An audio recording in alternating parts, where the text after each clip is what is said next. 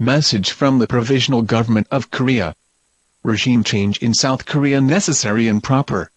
Washington, D.C. The sovereignty of the Republic of Korea fell into the foul hands of rebels and traitors in early 2017 and since has seriously been infringed and destroyed. National security is endangered. National economy is demised.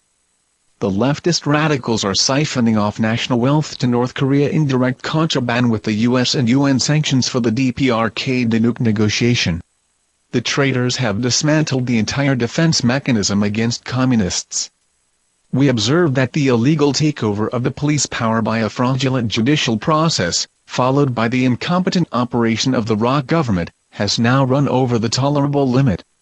It is our opinion and advice to the South Korean patriots as well as to the government of the United States that you must work closely together in the spirit of the U.S.-Korea Defense Treaty to remove the radical traitors from the Republic of Korea and reinstate the legitimate presidency and government, thereby restoring good old free democracy, the genuine and legitimate Republic of Korea. If you want to be convinced, however, here are the reasons why the regime change in South Korea is now necessary and proper. We denounce the following misconducts and unauthorized activities as treasonous as they can be and as incompetent as they can be for the true interest of the people of the Republic of Korea. These treasonous misconducts must not be considered as those of the genuine sovereignty of the Republic of Korea but those of traitors and terrorists. 1. Radicals removed legitimate president by judicial fraud assisted by pressgate, thereby committing unprecedented crime of treason. They took over the power by illegal elections. Radicals expressly denunciate the free democratic sovereignty of the Republic of Korea and the Constitution. 2. To invite North Korean troops to invade and occupy South Korea, the fake government prematurely dissolved major military divisions along the DMZ, removed an entire line of mines, dismantled anti-tank barricades, and exploded GPS, thereby nullifying defense capability. The fake president is the traitor deployed by the principal enemy, DPRK. He is expressly breaching U.S.-Korea Defense Treaty everywhere he goes. 3. By advocating an end-of-war declaration and fraudulently misrepresenting to the U.S. government of denuke of Peninsula instead of denuke of North Korea. Traitors are interfering, instead of intermediating, with the U.S. negotiation for the FFVD denuke plant. They never intend to help U.S. Instead, they are instigating anti-American activists. Now, anti-Japan sentiment is being instigated in addition. 4. Raising minimum hourly labor rate, reducing employment rate substandard and mass closing of self-employed businesses are all aimed to destroy national economy. 5. The unexplained exodus of an enormous fund misappropriated for the colorable employment increase. 6. Destroying power energy system, dismantling nuclear power plants and illegally importing North Korean coals for replacement power production. 7.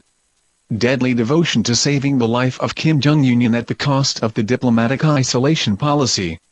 Dropping national status and credibility back to the lowest echelon. 8.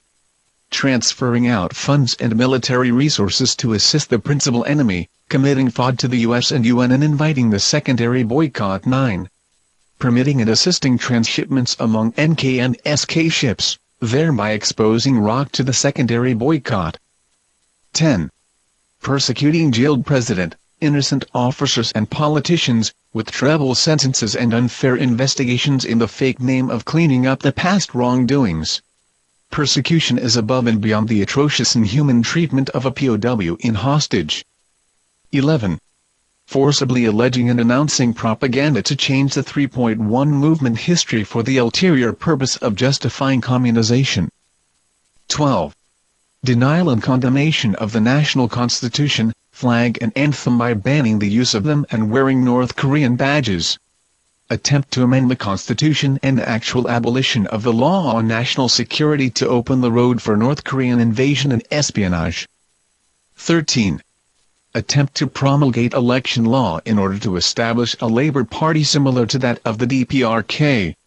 14. Attempt to amend the Constitution to change the national identity to that of a communist nation and convert the presidential system to that of a parliamentary cabinet system, thereby justifying to converting Iraq to a communist regime. 15.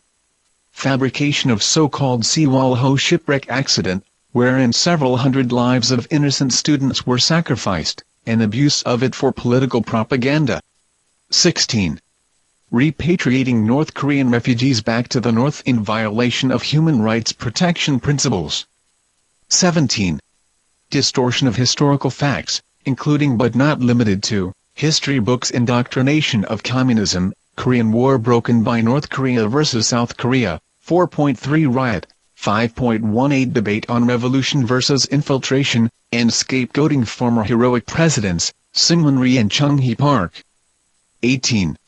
Promotion of the infamous Pressgate and fake news witch hunting for the indoctrination and propaganda of communism ideology. Oppression and persecution of freedom of speech including unlawful cyber censorship. 19. Fraudulent misrepresentations, all over the world concerning dogmatic alter ego friendship with Kim Jong-un, while evading obligations toward human rights of the North Koreans. 20. The rebels rejoiced at the fall of Vietnam into the hands of communists, insisted on the queer economic policy of income-driven growth, manipulated price mechanism and otherwise distorted economic policies, which are contributing to destroy the Republic of Korea and bring it down to a par level with North Korea. The Sovereign Korea Corporation will stand by the firm in the path of rebuilding the damaged sovereignty of the Republic of Korea, operating under the laws of the United States, providing opinions and advice in both directions, with the four goals intact throughout. 1. Recovery of sovereignty. 2. Education on constitutional principles of liberty, equality and fairness. 3. Improvement of diplomacy and security, and 4. National interest promotion programs.